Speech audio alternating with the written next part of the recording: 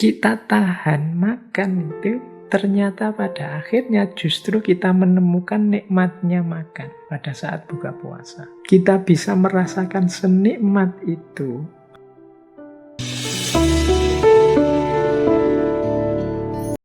Oke, bismillah.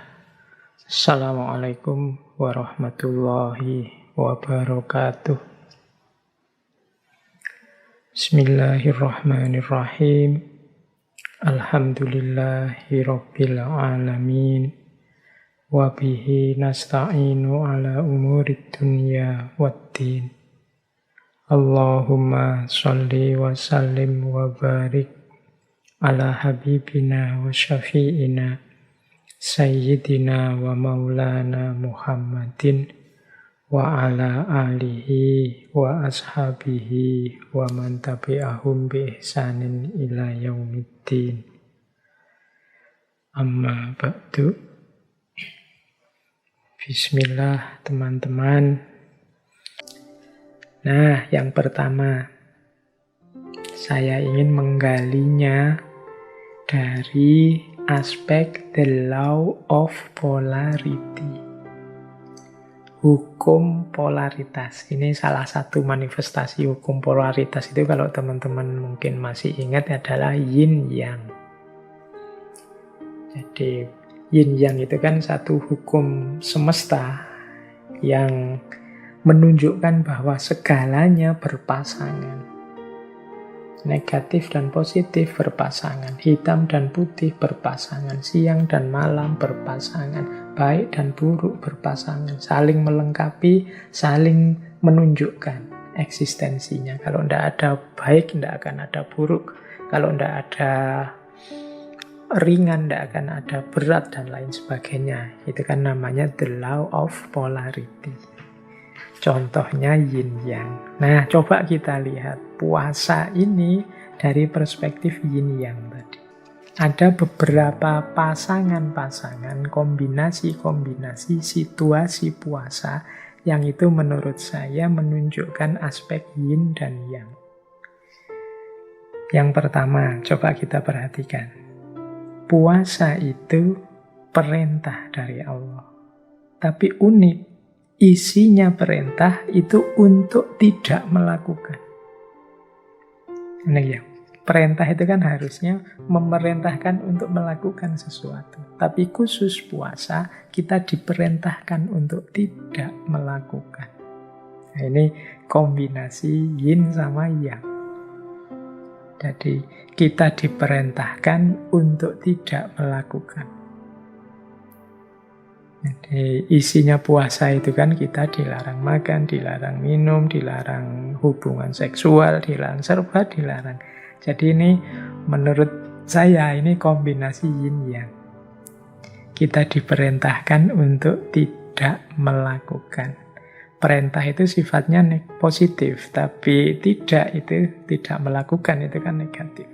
Jadi positif dan negatif yang combine jadi satu. Ini teman-teman yang tertarik dengan filosofi perintah untuk tidak melakukan ini bisa membaca karyanya Ibnu Arabi di Futuhat. Bagaimana makna puasa itu sebagai perintah tapi isinya tidak melakukan. Ini sejenis kombinasi dari yin dan yang. Polarity yang kedua. Puasa itu berkorban untuk memperoleh. Ini logika yang juga yin sama yang. Harusnya mengorbankan itu kan kehilangan. Aku mengorbankan tenaga, mengorbankan harta, mengorbankan waktu, itu kan kehilangan namanya. Tapi dalam puasa ini kita mengorbankan banyak hal, tapi pengorbanan ini dalam rangka memperoleh banyak hal yang lain. Kita mengorbankan makan, kita mengorbankan minum, kita mengorbankan kebebasan kita untuk ngomong aneh-aneh dan macam-macam. Itu kan kita korbankan karena kita tidak mau puasanya batal. Tapi hakikatnya kita dalam rangka memperoleh, bahkan memperoleh yang lebih besar. Kalau puasa kan kita menyebutnya la'alakum tattaqun. Itu kan memperoleh ketakwaan. Jalannya apa? Dengan memberikan, mengorbankan. Nah, ini logika yin yang kedua. Jadi puasa itu mengorbankan untuk memperoleh. Ini kalau tadi kita bahas bagaimana puasa itu semacam pelatihan riyadhah, semacam sekolahan untuk kelanjutan kita di luar puasa, berarti mari kita pahami rumus-rumus ini. Misalnya rumus mengorbankan untuk memperoleh ini. Bagi teman-teman yang belajar logikanya orang bersedekah, berbagi dengan sesama, dan lain sebagainya. Itu kan ketika kita berbagi, memberikan ke orang lain, harusnya kita kehilangan banyak hal, tapi seringkali justru kita mendapat lebih banyak dari itu. Nah, ini logika yin yang mengorbankan untuk memperoleh banyak hal. Yang ketiga, ada logika dalam puasa yang jenisnya yin yang juga, yaitu menahan untuk menikmati. Ini unik ya. Ya contoh paling mudah, kita menahan diri ndak makan, ndak minum, ini kan menahan. Ya basa Jawane ngempet. Dalam rangka apa? Untuk bisa lebih menikmati. Ilustrasinya sederhana saja, ndak usah rumit-rumit. Yang makan tadi loh, itu kan kita tahan dari pagi, dari subuh sampai maghrib. Rasakan nanti bedanya makan siang dengan makan waktu maghrib buka puasa. Nikmatnya pasti beda. Ini sudah diramalkan oleh Rasulullah kan. Orang puasa itu nikmatnya dua. Satu nikmat buka puasa, yang satu nikmat waktu bertemu Allah. Nah, kita tahan makan itu, ternyata pada akhirnya justru kita menemukan nikmatnya makan pada saat buka puasa. Kita bisa merasakan senikmat itu rasanya makanan saat buka, karena sebelumnya sudah kita awali dengan puasa. Kalau tidak ada puasanya, kemungkinan besar nikmatnya makanan yang sama tidak akan sedalam itu. Jadi menahan untuk menikmati, itu dahsyatnya luar biasa. Ini rumus ini boleh dipakai di luar puasa nanti atau untuk hal lain di luar hal puasa. Menahan untuk menikmati. Ya teman-teman yang jomblo ini kan sedang puasa kan harusnya hari ini. Nabi juga menyarankan banyak-banyak puasa yang belum punya pasangan. Menahan. Nanti jangan khawatir. Panennya ketika kalian menikah. Jadi nikmat yang dirasakan akan luar biasa. Bedakan dengan yang tidak puasa. Dalam tanda petik ini tidak suudzon ya. Misalnya kalau ada yang jomblo sih belum menikah, tapi tiap hari jajan, tiap hari sebut saja seks yang bebas, yang tidak aturan itu. Nah, ini tidak ada puasanya. Maka menikah jadinya tidak ada rasanya juga, tidak sakral, wong wis tahu, wis bentino, wis bolak-balik. Tidak terkena hukum menahan untuk menikmati ini. Jadi ini bisa diterapkan untuk banyak hal.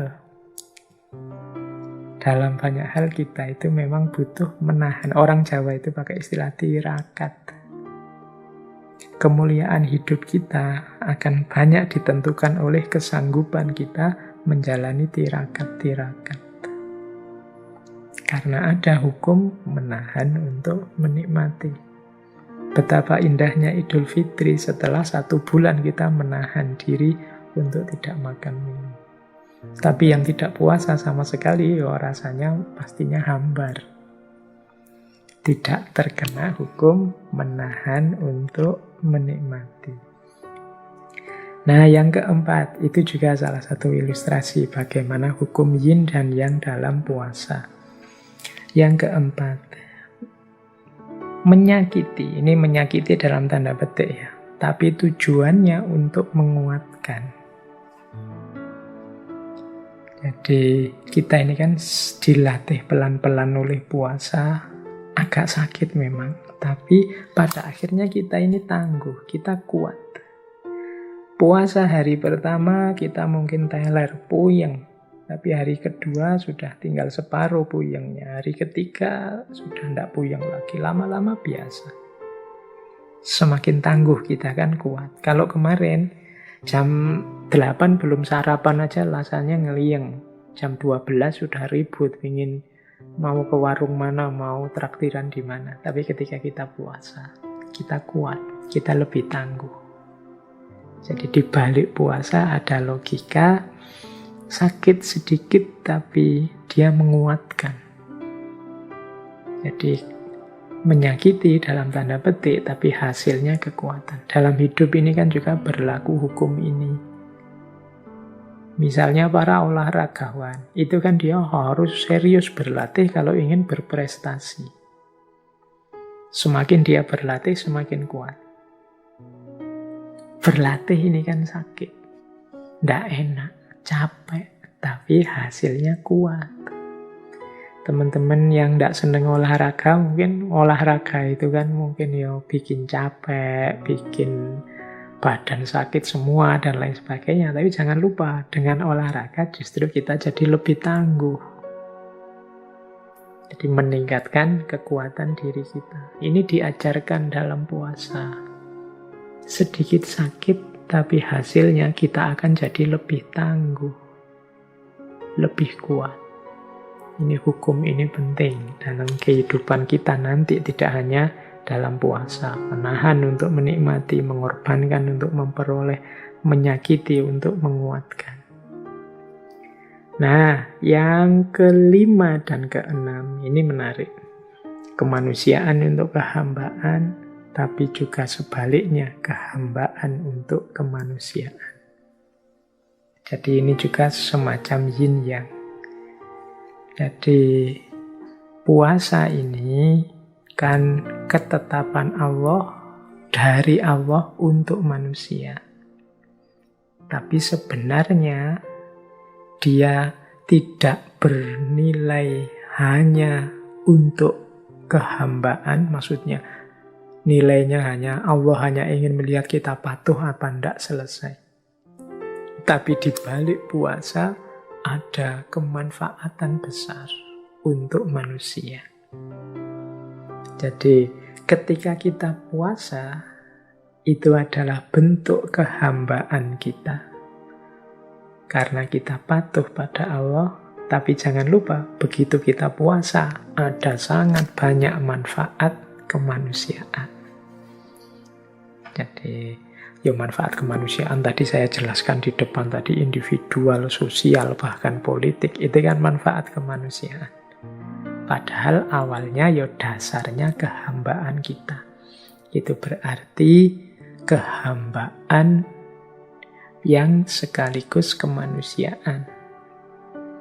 Nah, puasa ini kita jalani ya di level manusia, sebagai manusia, dengan cara-cara yang manusiawi.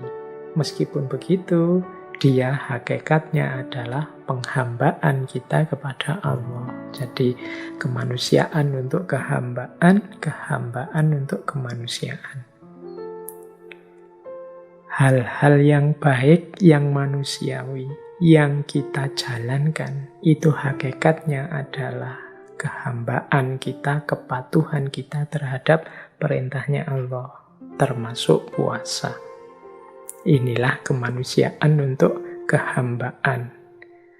Perintahnya Allah apapun yang kita jalankan, pasti ada hikmah, ada manfaatnya untuk kita sebagai manusia, dalam bentuk apapun. Itulah kehambaan untuk kemanusiaan. Jadi, tidak pernah ada sia-sia atau mubadzirnya perintah Allah pada kita itu. Demikian juga, tidak pernah ada sia-sia mubadzirnya segala perbuatan baik, perbuatan benar yang kita lakukan. Jadi, dua-duanya dan semuanya bernilai kemanusiaan sekaligus kehambaan. Di dalam rangka kita mengabdi pada Allah, kita akan mendapatkan keuntungan dalam hidup kita menjalani yang kita jalani sebagai manusia. Ketika kita jadi manusia, melakukan tugas sebagai khalifah, melakukan aneka kebaikan, jangan khawatir, itu juga sebenarnya sifatnya ketuhanan. Menunjukkan bakti kita, penghambaan kita kepada Allah. Ini satu paket. Makanya tadi saya sebut ini yin dan yang. Nah, inilah salah satu bentuk pendalaman filosofis kita terhadap puasa. Di baliknya ternyata tersembunyi aneka nilai-nilai, termasuk the law of polarity, yang hari ini kan antara lain kita kenal sebagai hukum yin dan yang. Ada pasangan-pasangan. Ini semoga tetap nanti hidup dalam setelah selesai puasa, tidak hanya saat puasa saja prinsip-prinsip ini. Yaitu misalnya mengorbankan untuk memperoleh, menahan untuk menikmati, menyakiti, tapi pada saatnya untuk menguatkan. Ini dalam banyak konteks kita perlukan cara berpikir seperti ini. Oke, baik. Kita cari cara yang berbeda untuk mendalami puasa kita. Kita coba jelajahi ya gagasan-gagasannya para filosof sepanjang sejarah tentang puasa. Tidak hanya yang muslim, kita cari aneka filosof siapa saja, pelan-pelan. Kita coba, pertama, kita temui mbahnya para filosof yang kita kenal, Plato. Plato ini satu ketika pernah menyatakan, aku berpuasa agar fisik dan mentalku lebih efisien. Jadi Plato ini filosof besar, orang pinter di masa lalu yang jasanya banyak untuk kehidupan intelektual manusia di bumi. Di antara strategi beliau agar tetap sehat fisik dan mentalnya, itu jalannya puasa. Ya meskipun zaman Plato pastinya surat Al-Baqarah itu belum turun. Tapi kan ya kama kutiba alal ladzina min qablikum, umat-umat terdahulu ternyata juga puasa. Kata Plato, mental dan fisik itu sehat kalau aku puasa. Dia jadi lebih efisien. Ini berarti teman-teman juga yang merasa mentalnya sedang drop, terganggu, ada banyak masalah, boleh diobati dengan puasa. Ada lagi kalimat agak panjang ini dari filosof abad tengah, dari tradisi skolastik, Santo Agustinus. Kalau ini seperti yang kita jelaskan tadi, ini seperti Imam Ghazali cara beliau menjelaskan puasa. Kata beliau begini, puasa itu membersihkan jiwa, meningkatkan pikiran, menspiritualkan yang fisik, menumbuhkan rasa sesal dan kerendahan hati, menyingkirkan hambatan nafsu, memadamkan api ketamaan, dan menyalakan cahaya sejati kesucian. Wah, ini manfaatnya lengkap ya. Lahir, batin, spiritual. Pikiran jadi jernih, jiwa jadi bersih. Yang fisik jadi spiritual.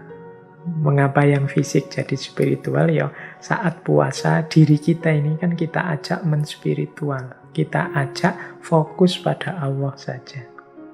Nah, namanya menspiritual, mengikuti kehendaknya Allah, menghadirkan Allah dalam diri, ini namanya menspiritualkan yang fisik. Kemudian menumbuhkan kerendahan hati, menyingkirkan, menyisihkan hawa nafsu, yang kalau di kita kan diilustrasikan dengan setan-setan itu tangannya diborgol. Kenapa? Karena puasa itu membuat hawa nafsu kita tersingkir. Memadamkan api ketamaan, kemudian menyalakan cahaya kesucian dalam diri kita. Ini Agustinus. Ada lagi ini filosof Dante Alighieri. Beliau ini yang nulis novel populer sekali. Ceritanya sangat kontroversial yang judulnya Komedi Ketuhanan, Divina Commedia. Dante ini dalam novel itu ada satu kalimat yang menurut saya menarik. Kata beliau, puasa memiliki kekuatan yang lebih dahsyat dibandingkan kesedihan. Nah, ini bisa diuraikan panjang, ini boleh pakai ilustrasinya Mahatma Gandhi tadi dengan perjuangannya dan lain sebagainya. Jadi puasa itu punya power, tidak sekedar sifatnya pasif, meskipun isinya serba tidak. Tapi puasa lebih dahsyat dibandingkan kesedihan.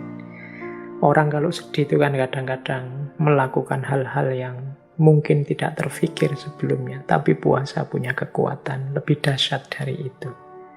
Paling tidak orang sedih itu kalau kecenderungannya tidak terkontrol sehingga kadang-kadang melakukan hal yang nanti disesali. Sementara orang puasa itu diawali dari kontrol diri. Sama-sama powerful tapi puasa lebih dahsyat dibandingkan kesedihan. Kemudian ada juga kalimat dari Paracelsus. Paracelsus ini dokter, astrolog, ahli okultisme, ahli kimia, kelahiran Swiss. Ini yang lebih populer, ilmu pengobatannya beliau yang luar biasa. Katanya Paracelsus, puasa adalah pengobatan terbaik.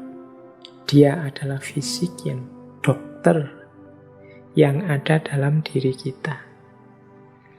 Jadi ternyata dalam diri kita ada dokternya, apa? Puasa. Itu Paracelsus yang bicara ini.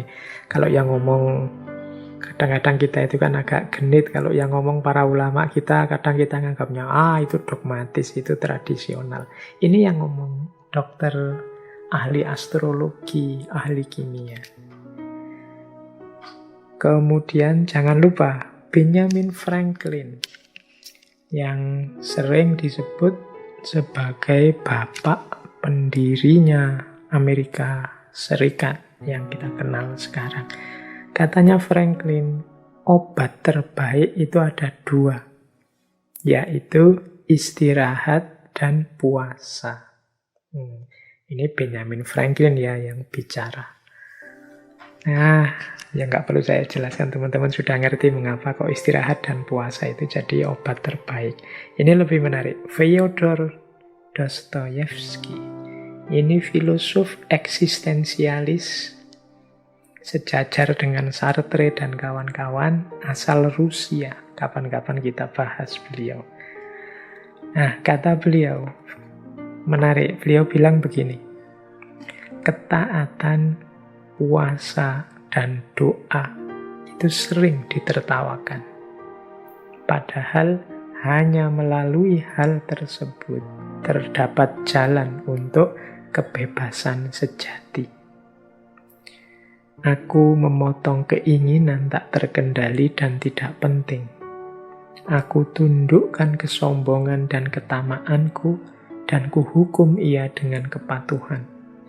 Dan dengan pertolongan Tuhan, aku mencapai kemerdekaan jiwa dan kenikmatan spiritual. Nah, ini Dostoyevsky. Jadi kata beliau, mungkin orang-orang hari ini, orang-orang modern yang baru mengalami renaisan, menertawakan kepatuhan pada agama, menertawakan puasa, menertawakan doa. Padahal menurut Dostoyevsky, ketaatan, puasa, dan doa itu bisa menjadi jalan bagi kebebasan yang sejati. Kebebasan yang sejati ini kan yang diimpikan oleh para filosof eksistensialis. Katanya Dostoyevsky, untuk menemukan kebebasan sejati itu Aku memotong keinginan tak terkendali dan tidak penting. Jadi justru kebebasan itu akan ketemu tidak dengan mengumbar keinginan, tapi dengan membatasi keinginan. Termasuk membuang keinginan yang tidak penting. Kemudian aku tundukkan kesombongan dan ketamaanku. Jadi mengalahkan sombong dan tamak. Orang yang sombong dan tamak tidak akan menemukan kebebasan sejati. Karena justru dia akan dibelit, dibelenggu oleh kesombongan dan ketamaannya. Dan kuhukum dia dengan kepatuhan. Jadi untuk menundukkan kesombongan, ketamaan itu jalannya ya patuh, taat. Dan dengan pertolongan Tuhan, aku mencapai kemerdekaan jiwa dan kenikmatan spiritual. Nah, ini Fyodor Dostoyevsky. Ada lagi Hermann Hesse. Beliau ini penyair, novelis, spiritualis dari Jerman. Beliau mengatakan begini. Setiap orang dapat melakukan keajaiban. Setiap orang dapat mencapai tujuannya. Kalau ia mampu berpikir, kalau ia mampu menunggu, dan kalau ia mampu berpuasa. Ini pendapatnya Hermann Hesse. Kalau kita ingin melakukan hal-hal luar biasa, jalannya cuma 3. Bisa berpikir, siap menunggu, dan mau berpuasa. Nah, berpikir berarti ya jangan pasif. Daya gunakan akal budimu. Mau menunggu berarti mau mengikuti prosesnya. Tidak ada keajaiban, kesuksesan, keberhasilan yang instan. Dan mau berpuasa. Berarti siap susah, siap berkorban, siap menghindari ini, tidak melakukan ini, itu, dan lain sebagainya. Nah, ini Hermann Hesse. Ini para intelektual besar ternyata juga menyarankan puasa. Apalagi tokoh kita minggu lalu, Mahatma Gandhi. Ini saya bawa beberapa quotes dari Mahatma Gandhi yang berhubungan dengan puasa. Misalnya ini, agamaku mengajarkan kepadaku bahwa kapanpun muncul tekanan yang tak dapat disingkirkan sendiri, seseorang harus berpuasa dan berdoa. Jadi ini sarannya Gandhi. Dia bilang agamaku, karena beliau agamanya Hindu. Ternyata memang tradisi puasa itu ada di semua agama dan juga ada di semua umat masa lalu. Katanya Gandhi, agamaku mengajarkan kalau ada tekanan, mungkin teman-teman sedang stres apa, galau apa, punya problem apa yang tidak bisa disingkirkan sendiri. Jalannya apa? Ya berpuasa dan berdoa. Jadi ini kalimat dari Mahatma Gandhi. Masih banyak kalimat-kalimat yang lain dari beliau, tapi kapan-kapan saja kita bahas per tokoh, masing-masing tokoh ini kita bahas panjang lebar bagaimana pandangannya tentang puasa. Baik, kita lanjutkan. Tadi sudah ya para tokoh-tokoh intelektual dari luar Islam. Sekarang coba kita tengok serba sedikit tokoh-tokoh Muslim. Bagaimana pendapat para intelektual kita juga tentang puasa. Saya membawa beberapa tokoh. Nanti kita akhiri dengan 2 tokoh idola kita, Jalaluddin Rumi dan Suhrawardi Al-Maktul. Saya bawa misalnya, ini ada pendapat bagus dari Syekh Waliullah Ad-Dihlawi. Syekh Waliullah Ad-Dihlawi ini pembaharu Muslim, ahli hadis, ahli sejarah, ahli filsafat, ahli teologi. Dia ini pelopor modernisme dalam dunia Islam. Beliau menyatakan begini tentang puasa. Kata Syekh Dehlawi, puasa itu adalah tiryak. Tiryak itu penawar bagi racun-racunnya setan, kata Syekh Dehlawi. Dengan puasa, Anda memukul, menghancurkan naluri kebinatangan atau al-bahimiyah yang mungkin selama ini menguasai diri Anda. Nah, ini bisa dilihat dalam Hujjatullahil Balighah, karya beliau. Jadi bagi Syekh Dehlawi, puasa itu adalah semacam, kalau bahasa hari ini ya, detoksifikasi spiritual. Dalam diri kita ini kan banyak racun-racunnya yang mengotori batin kita, sehingga spiritualitas kita terhambat. Nah, obatnya dari kekotoran-kekotoran jiwa itu antara lain ya puasa.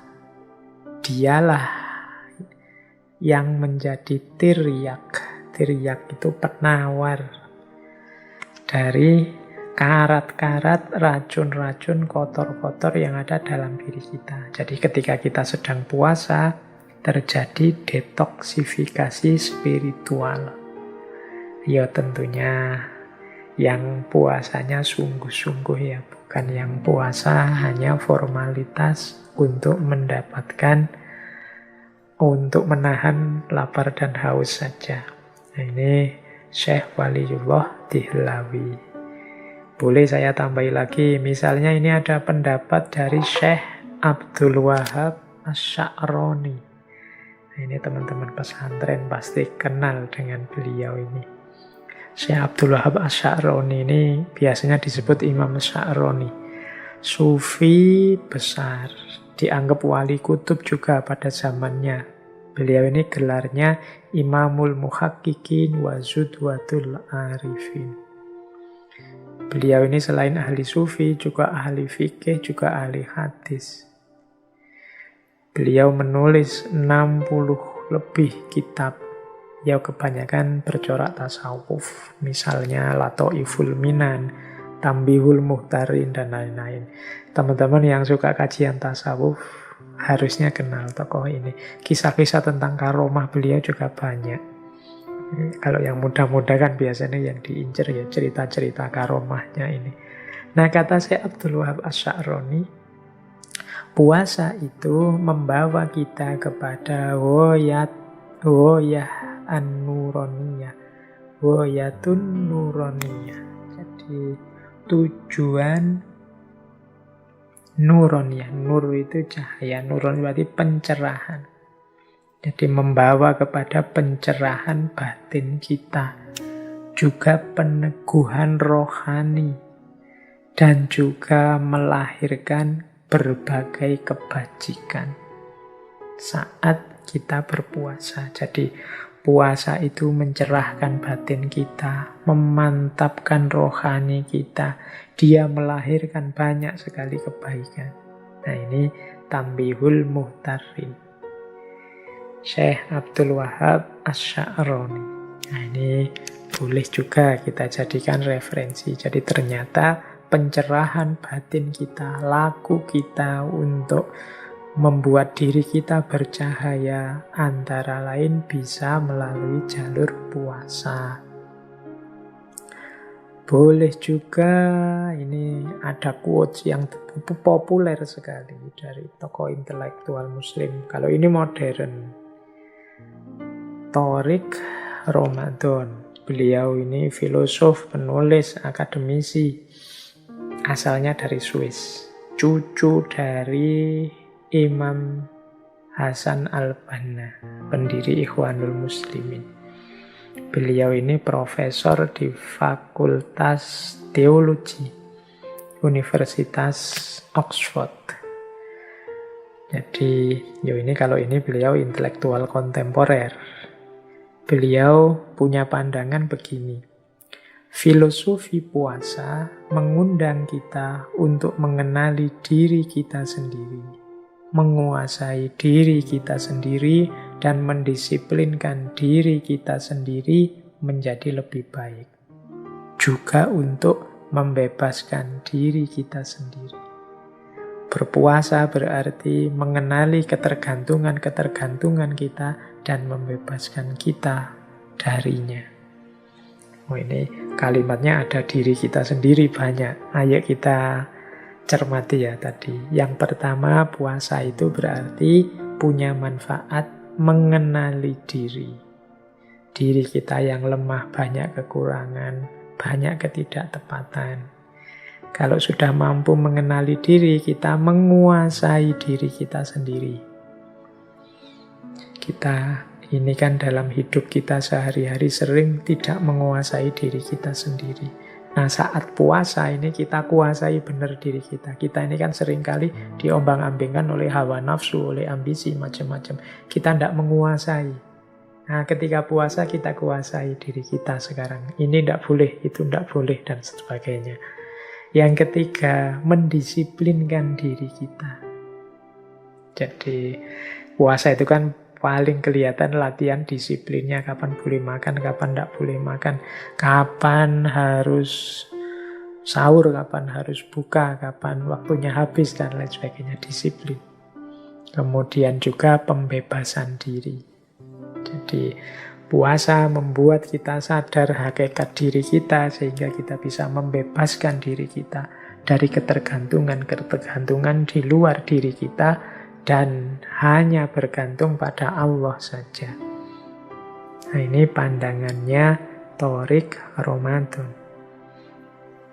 Puasa membuat kita kenal diri, membuat kita menguasai diri, mendisiplinkan diri, dan membebaskan diri.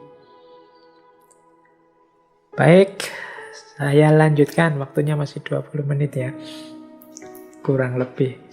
Kita lihat sekarang. Pandangan, ini tokoh yang sering dan pernah kita bahas. Yaitu beliau dari tradisi filsuf muslim iluminatif Suhrawardi Al-Maktul. Yang terkenal dengan filsafat Isyraqnya. Dengan quotes-nya yang populer sekali, engkau hanya kaca, bukan cahaya. Nah, manfaat puasa ini menurut Syekh Suhrawardi adalah mempersiapkan jiwa. Membuat diri kita terlepas dari penjara materi. Dan siap untuk mendapatkan cahayanya Allah. Kata Syekh Suhrawardi, puasa itu mempersiapkan diri kita sebelum memperoleh pengetahuan.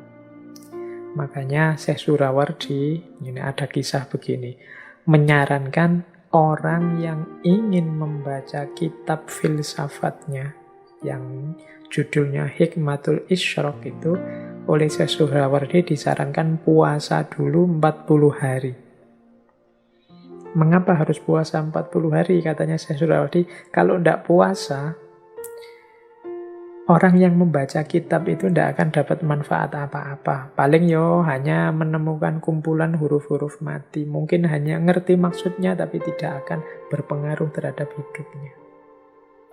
Jadi, puasalah dulu, kata Syekh Suhrawardi, 40 hari. Kalau sudah puasa, maka selama 40 hari ini menunjukkan orang ini sudah terbebas dari penjara materi.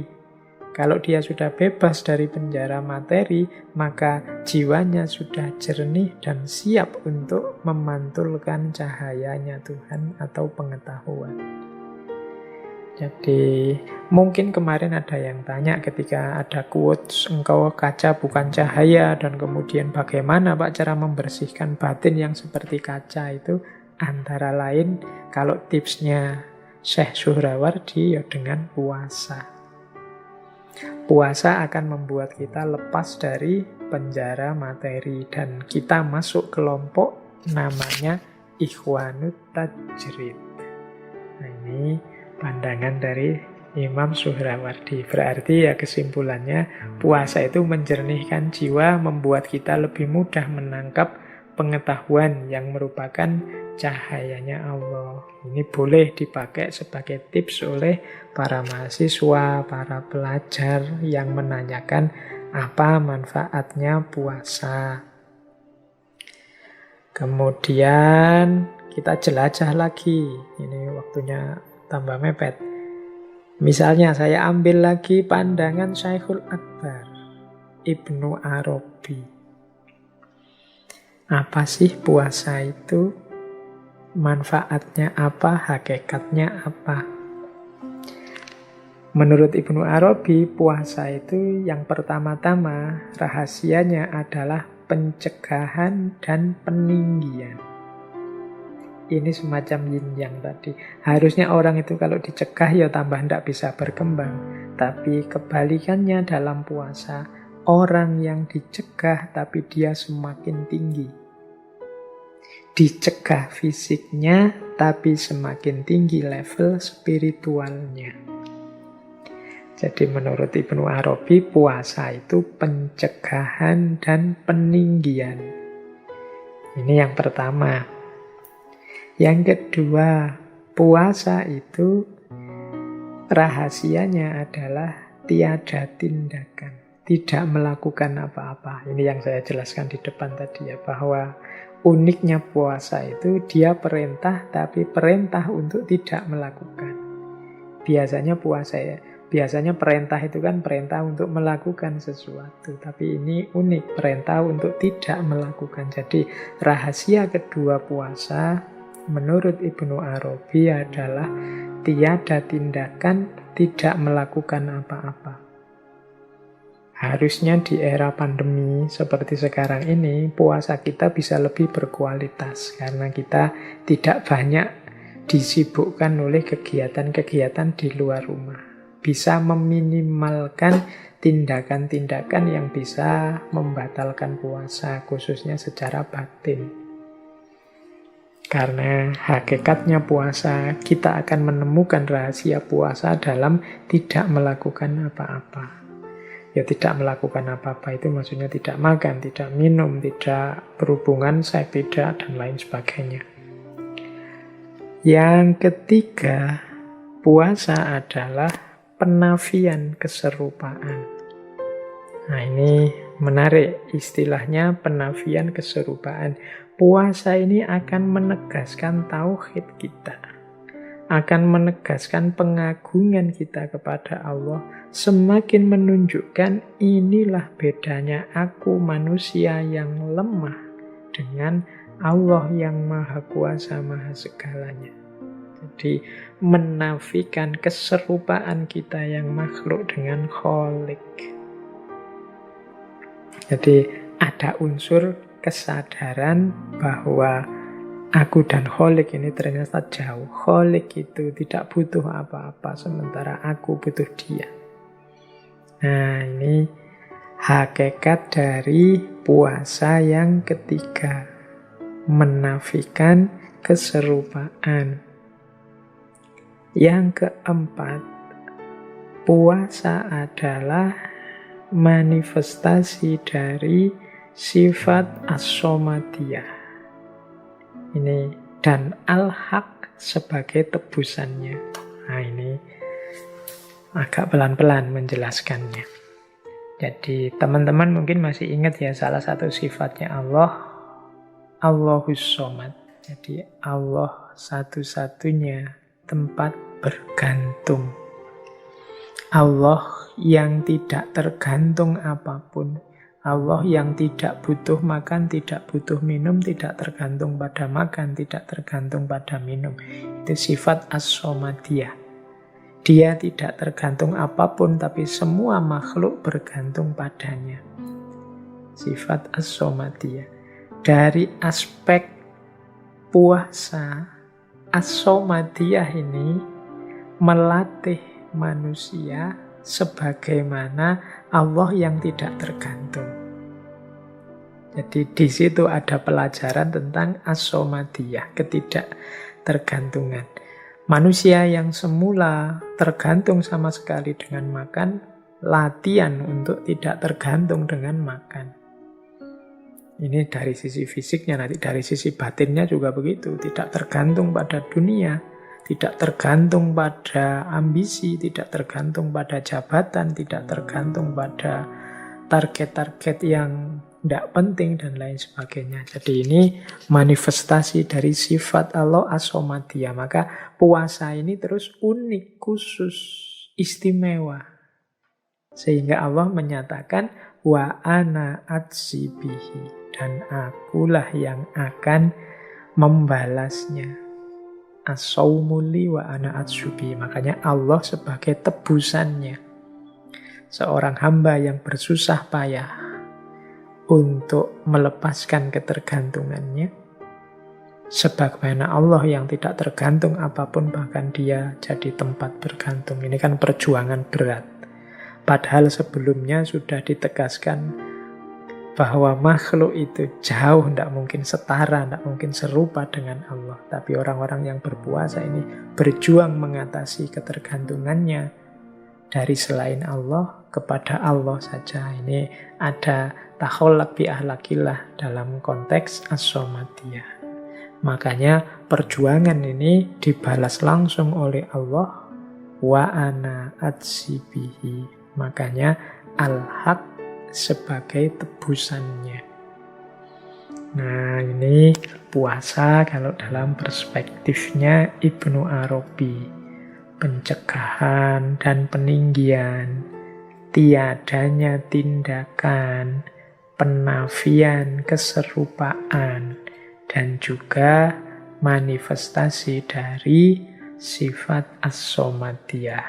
Memang beliau ini ya sufi, jadi pandangan-pandangannya coraknya sufi. Sama seperti Suhrawardi tadi, karena beliau juga sufi, filosof, pandangan-pandangannya ya coraknya sufi, filosof. Baik, saya lanjutkan. Nah, sekarang kita ketemu tokoh terakhir kita, yaitu Jalaluddin Rumi. Ini kalau sudah membahas Maulana Rumi, mau tidak mau kita harus bertemu syair-syair beliau. Nah, sesi kita malam hari ini kita akhiri dengan syair-syair dari Maulana Jalaluddin Rumi yang berhubungan dengan puasa. Ini saya membawa beberapa, nanti ada yang panjang, ada yang saya potong-potong. Misalnya ini untuk menggambarkan pandangan beliau tentang puasa dari Masnawi. Saat mulut ini tertutup, mulut lainnya akan terbuka untuk siap menerima jamuan rahasia. Tahanlah bibirmu dari makan dan minum, bergegaslah menyambut hidangan langit.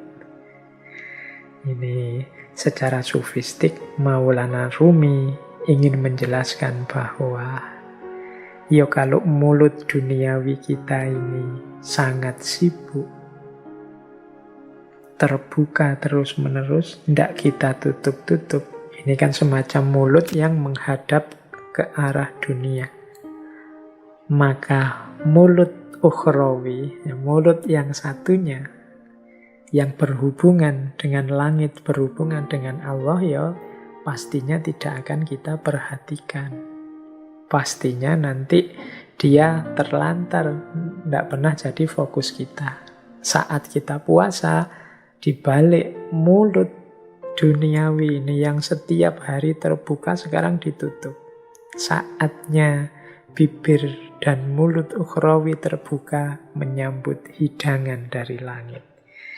Jadi menyambut hadirnya Allah, menyambut hadirnya kebaikan, kebajikan, kebenaran dari langit yang selama ini sering tidak kita perhatikan karena kita terlalu sibuk mencari makanan untuk mulut duniawi kita.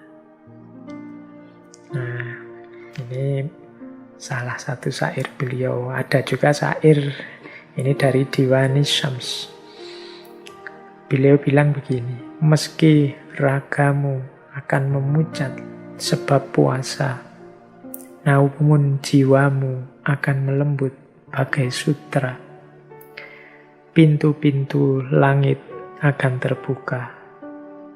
Yusuf menjadi pemimpin Mesir yang dicintai sebab ia bersabar dalam sumur gelap tak terperi. Nah, jadi ini membicarakan lagi hikmah-hikmahnya puasa. Meskipun membuat kita tambah kurus, tambah pucet, ragamu memucat sebab puasa, tapi jiwamu tambah lembut seperti sutra. Kemudian spiritualitasmu juga meningkat karena pintu-pintu langit terbuka. Keberhasilan apapun yang ingin engkau capai pastinya membutuhkan kesiapanmu untuk berpuasa. Yusuf menjadi pemimpin Mesir yang dicintai sebab ia bersabar dalam sumur gelap tak terperi. Ini pelajaran juga seperti saya bilang tadi ya, puasa itu mungkin sakit tapi dia menguatkan, membawa pada keberhasilan. Ini juga disampaikan oleh Maulana Rumi. Baik, terakhir kita tutup dengan syair panjang beliau yang menjelaskan tentang puasa. Ini saya tidak mungkin menjelaskan detail isinya ini, tapi didengarkan saja, kita nikmati saja apa kata beliau dalam syairnya yang berhubungan dengan puasa. Kata beliau begini, ada kebahagiaan rahasia bersama perut yang kosong. Kita cuma alat musik kecapi, tak lebih, tak kurang. Ketika kotak suara penuh, maka musik pun hilang. Bakar habis segala yang mengisi kepala dan perut dengan menahan lapar. Maka setiap saat irama baru akan keluar dari api kelaparan yang nyala berkobar. Ketika hijab habis terbakar, keperkasaan baru akan membuatmu melejit berlari, mendaki setiap anak tangga di depanmu yang digelar. Jadilah kosong, lalu merataplah. Seperti indahnya ratapan bambu seruling yang ditiup pembuatnya. Lebih kosong lagi, jadilah bambu yang menjadi pena, lalu tulislah banyak rahasianya. Ketika makan dan minum memenuhimu, iblis duduk di singgasana tempat jiwamu semestinya duduk. Bagai sebuah berhala dari logam yang duduk di tengah Ka'bah. Tetapi ketika engkau berpuasa menahan lapar, sifat-sifat baik mengerumunimu bagai para sahabat yang ingin membantu. Puasa adalah cincin Sulaiman. Jangan melepasnya demi segelintir kepalsuan hingga engkau hilang kekuasaan. Namun andai pun engkau telah melakukannya, hingga seluruh kemampuan dan kekuatanmu hilang, berpuasalah. Mereka akan datang lagi kepadamu, bagai pasukan yang muncul begitu saja dari tanah, dengan bendera dan panji-panji yang berkibar megah. Sebuah meja akan diturunkan dari langit ke dalam tenda puasamu. Meja makan Isa Al-Masih. Berharaplah memperolehnya karena meja ini dipenuhi hidangan lain yang jauh lebih baik dari sekedar sop kaldu sayuran. Nah, ini kalimatnya panjang, tapi tidak harus kita pahami detail, kita dengarkan, kita rasakan saja. Insya Allah kita bisa menangkap apa yang dimaksud oleh Maulana Rumi. Jadi paling tidak dari syair ini kita bisa menangkap rahasia puasa sebagai yang pertama, yang membakar habis hijab yang menghalangi kita dari Allah. Dan nantinya memberikan kekuatan baru pada kita sehingga kita bisa menaiki tangga-tangga spiritual. Yang kedua, puasa membuat kita bisa menyingkirkan segala yang tidak penting, segala yang tidak esensial dalam hidup kita. Sehingga suara kebenaran kita, keindahan ekspresi kebaikan kita akan lebih murni, lebih keras terdengar oleh orang lain.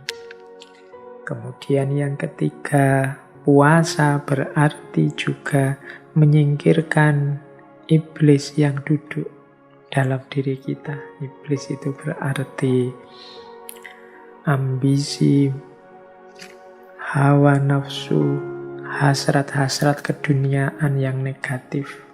Ini bisa bersinggah sana, bertahta dalam diri kita karena kita sibuk makan dan minum. Dan mereka duduk di atas tumpukan sampah makan dan minum kita. Maka ketika kita berpuasa, menahan lapar, kembali lagi kebaikan-kebaikan dalam diri kita, iblis yang duduk di singgah sana tadi akan tersingkirkan. Kemudian di bagian sebelum akhir itu, beliau menjelaskan mungkin ada kalanya puasa kita itu palsu. Puasa kita tidak sejati, sehingga kita kehilangan manfaatnya, kehilangan dayanya. Kalau sudah begitu bagaimana? Tidak masalah, puasalah lagi. Ketika kita puasa lagi, maka hakikat dan manfaat puasa akan hadir kembali. Dan seterusnya. Ini maksudnya secara umum itu dari syairnya Maulana Rumi tadi. Baik teman-teman, saya kira sesi kita malam hari ini sudah cukup. Semoga yang kita bahas malam hari ini setidaknya semakin membuat kita mantap untuk berpuasa secara sungguh-sungguh. Semoga puasa kita naik level sebagaimana Imam Ghazali yang punya kategori awam, khawas, khawasul khawas. Saya tidak tahu teman-teman ada di level mana, tapi semoga puasa kita semakin berkualitas, semakin berkualitas. Sudah sejak kecil kita berpuasa. Seandainya manfaat puasa itu selalu penuh, selalu seperti ideal yang kita jelaskan hari ini, harusnya kita ini sudah jadi manusia yang luar biasa, yang sangat dekat dengan Allah dan disayang Allah. Tapi masih ada kesempatan Allah memberi kita tahun ini, insya Allah kita bertemu lagi dengan Ramadan, dengan puasa. Mari kita maksimalkan, kita manfaatkan sekuat daya kita, mumpung masih diberi kesempatan. Hari ini kesempatan itu kelihatannya sudah mulai samar-samar. Situasi hari ini serba tidak pasti, adanya wabah, penyakit macam-macam. Yang muda-muda tidak usah gaya, saya masih lama umurnya Pak, dan macam-macam. Sekarang sudah tidak ada jaminan itu lagi. Maka mumpung masih ada kesempatan, semoga puasa besok ini kita bisa memanfaatkannya semaksimal kita bisa untuk meningkatkan kualitas diri kita, khususnya di hadapan Allah. Mari kita nikmati kebersamaan dengan Allah 1 bulan puasa ke depan, sedalam mungkin, seintens mungkin. Ikhwal, segala hikmah yang kita bahas malam hari ini, pasrahkan saja semua kepada Allah. Semoga dengan keseriusan kita berpuasa, segala manfaat luar biasa tadi dianugerahkan oleh Allah pada kita. Baik teman-teman, saya kira itu sesi malam hari ini. Insya Allah mungkin 1-2 bulan ke depan kita masih libur. Jadi tidak ada sesi baru lagi sampai setelah Idul Fitri. Ya sebagaimana tradisi yang selama ini sejak sebelum Corona kita jalankan. Kurang lebihnya mohon maaf. Wallahul muwaffiq, wallahu a'lam bissawab. Wassalamualaikum warahmatullahi wabarakatuh.